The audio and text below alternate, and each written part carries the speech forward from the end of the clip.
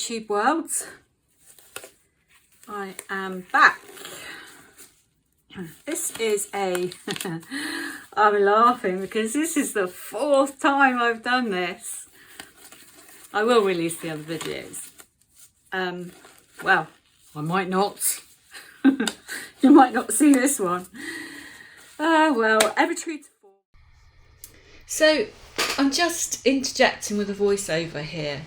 These videos have been waiting in the wings since before Christmas.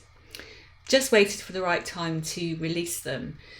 And all of these paintings are based on this picture, and the wonderful Heather Mader sent me this to use as reference to recreate an acrylic pour. What a challenge. So I took on the challenge. So these paintings, there's 3 of them. Actually, there's 4 of them, but I don't think I'll release one of them because it is just a sheer mess. So I hope you enjoy the process. Incidentally, it's a mixture of flip cup, a swipe, and I have a go at a schmear. My first go at a schmear, so we'll see how that goes. So this is ultramarine blue. I don't like ultramarine blue in pours. It's too saturated. I use it in acrylic painting as part of a limited colour palette. Maybe I'll go into that another day. But to here I've added silver just to give it a little shimmer. My paint consistency, this is for the flip cup. It's quite thick. So the leaves a mound and then goes. Mound, goes. There for like a couple of seconds. So, oh, bubbles. So that's kind of my base colour. That there is ultramarine blue with bone black. Added Golden's bone black just a bit. It's kind of gone to a bit of a Prussian blue. The other way, we've got pearl white with some of that added. Then lighter still, pearl white with a little bit of that added. So that's my flip cup for the sky. Then I have the bottom here, the water. I have, where's that gone? Oh, this lovely PBO. It's one of my favourite colours actually. That is 360. Lovely kind of iridescent blue. 360 steely grey blue, and it dries beautifully. So that's going to be form part of my water with black and some of these colours, and also Payne's grey and Amsterdam grey blue. This is very heavy, this is very opaque, and I found using this, it does kind of hide everything that's underneath it. So we'll see how we go. For my swipe, I have white, I have PBO silver, I can't, so dirty, I think that's 3.5, is it 3.56? 351. Oh, 351, and I have, that's Deco Art silver. Just a bit of a mixture. For my base colour, I've got grey, dark grey. Just white and black. So I have paper towels. I have cut paper towels a bit of a round shape. See how that goes. And I need a couple of cups for my flip cup. Here we go.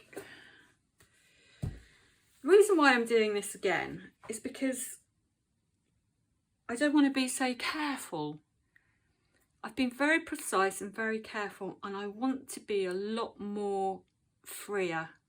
I want to be a lot more painterly with this. So, and to a certain extent, simplify it. And depending on when I release these videos and what order, you'll soon understand why. So we're going to go with the darkest first. Just 2 small flip cups, okay?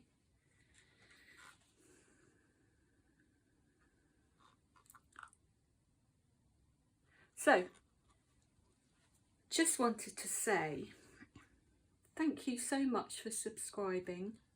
After the interview with the amazing Kathleen, I really got to get my words out, haven't I? After Kathleen made me her Artist of the Week, which blew me away, I knew nothing about that. I was like, whoa. I was really pleased. I had quite a few hundred new subscribers, which I would like to say welcome to everybody. And I wanted to explain that my channel, I like to show all my workings out in the hope that it inspires some of you. I'm going to put those there because I should have done my grey first. So we're going to do that now. So these are behind the trees, okay?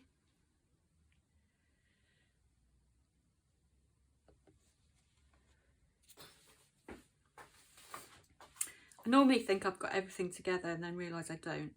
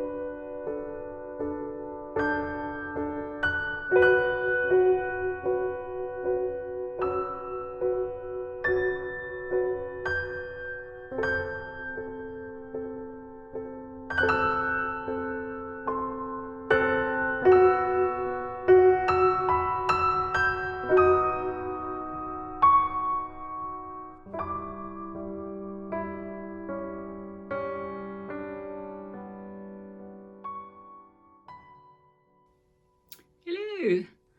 Right, dried results and a sneak preview of what's coming up in the next few videos.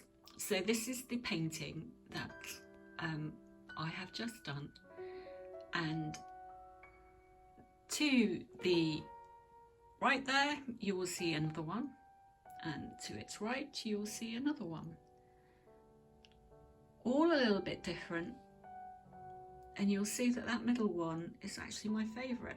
You also see my very first trial runs, which are two little practice pieces down there. Let's just zoom in.